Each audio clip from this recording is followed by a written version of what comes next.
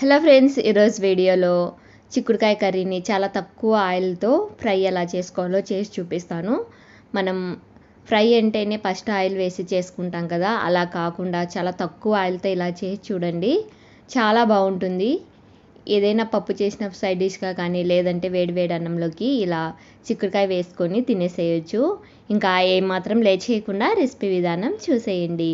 ఈ రెసిపీ కోసం ముందుగా చిక్కుడుకాయలని ఇలా చిన్నగా ముక్కలుగా కట్ చేసుకొని వాటర్ వేసుకొని నీట్గా వాష్ చేసుకోవాలి.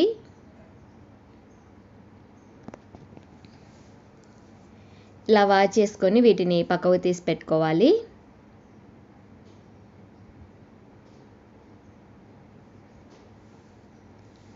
వీటిని ఒక బౌల్లోకి వేసేసుకొని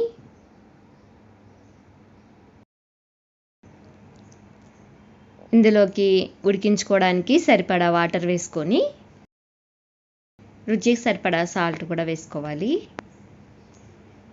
స్టవ్ మీద పెట్టేసుకొని క్యాప్ పెట్టుకొని బాగా ఉడికించుకోవాలి.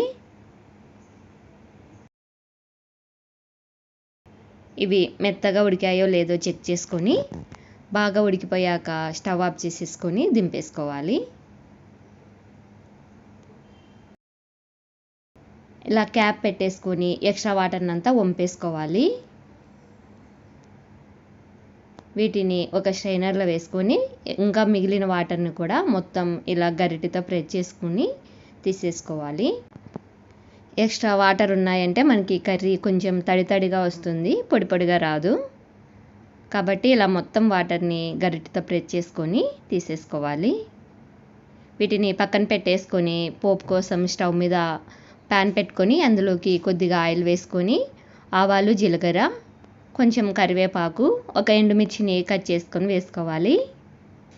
ఇవి వేగాక ఇందులోకి 1 టీ స్పూన్ వరకు వెల్లుల్లి పేస్ట్ వేసుకొని పచ్చి వాసన పోయే వరకు వేయించుకోవాలి. వెల్లుల్లి ఫ్రెష్గా మనం దంచి వేసుకుంటే చాలా బాగుంటుంది. ఇది పచ్చివాసన పోయే వరకు వేయించుకున్నాక ఇందులోకి 1 టీ స్పూన్ వరకు కారం పొడి వేసుకొని జస్ట్ అలా ఫ్రై చేసేసుకొని మనం ముందుగా ఉడికించి పెట్టుకున్న చిక్కుడుకాయలని వేసేసుకోవాలి. ఇవి వేసుకొని పోపులో బాగా కలిసేటట్టుగా కలుపుకోవాలి. సిమ్ ఫ్లేమ్లో 1 మినిట్ పాటు ఇలాగే ఫ్రై చేసుకోవాలి. ఇలా వేయించుకోవడం వల్ల చిక్కుడుకాయలకి కారం బాగా పడుతుంది. ఇలా వేయించుకున్నాక స్టవ్ ఆఫ్ చేసేసుకొని వేయించిన శనగపప్పు అంటే పుట్నాల పప్పుని 2 టేబుల్ స్పూన్ వరకు తీసుకొని మిక్సీలో ఇలా పౌడర్గా చేసుకొని వేసుకోవాలి. ఈ పౌడరు చిక్కుడుకాయలకు బాగా పట్టేటట్టుగా కలిపేసుకోవాలి. అంతే అండి, ఎంతో టేస్టీగా ఉండే చిక్కుడుకాయ కర్రీ రెడీ అయిపోయింది. మీరు ఈ విధంగా ఎప్పుడైనా చేశారా, లేదంటే ట్రై చేసి ఎలా వచ్చిందో నాకు కామెంట్లో చెప్పండి.